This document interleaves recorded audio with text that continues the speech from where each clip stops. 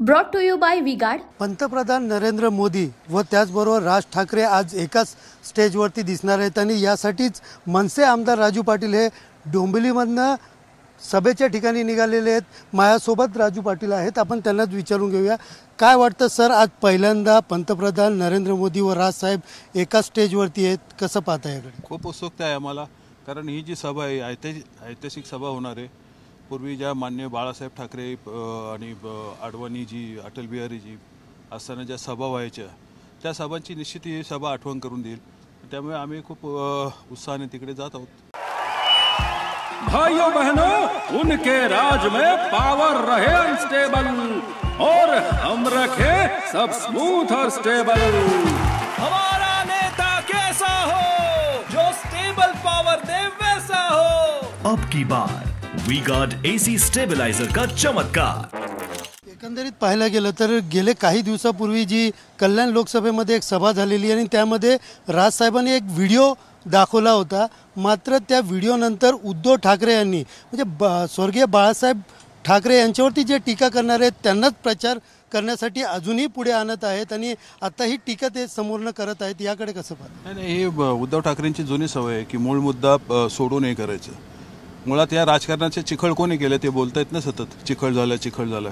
युतीमध्ये यांना मतं दिली होती ना लोकांनी, मग ती मतं त्या मतांचा अपमान करून काँग्रेसबरोबर पवारसाहेबांबरोबर जाऊन या राजकारणाचा चिखल केलाय कोणी? आणि उलट्या बोंबा मारतायत। मुद्द्याचा बोललेलं त्यांना कधी कळून सुद्धा ते कधी त्याच्यावर बोलत नाही, ही त्यांची स्टाईल आहे।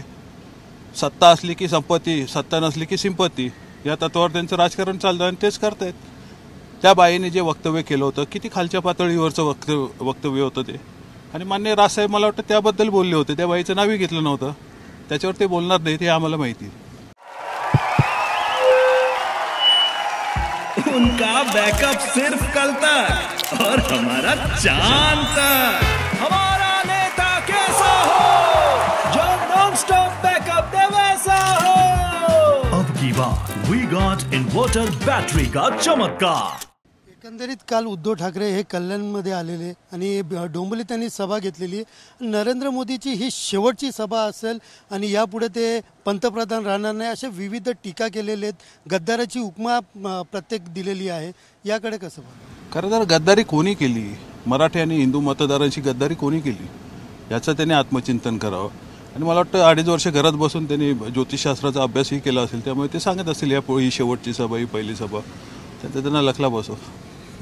एकंदरीत पाहायला गेलं तर राजू पाटील हे सभेसाठी या ठिकाणी निघालेले आहेत। आपण पाहू शकता त्यांच्या गाड्या ज्या आहेत ते डोंबिवलीमध्ये त्यांच्या निवासस्थानावरनं या ठिकाणी जाताना दिसत आहेत। आज नेमकं राज ठाकरे या सभेच्या माध्यमातून काय बोलतील याकडे सगळ्यांचं एकंदरीत सगळ्यांच्या कार्यकर्त्यांसह नेत्यांचंही मोठ्या प्रमाणात लक्ष या ठिकाणी लागलेलं दिसून येत आहे।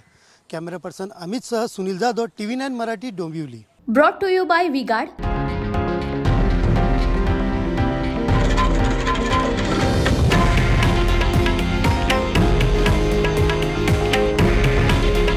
हे आहे देशातील नंबर 1 न्यूज नेटवर्क आणि आपण पाहत आहात TV9 मराठी।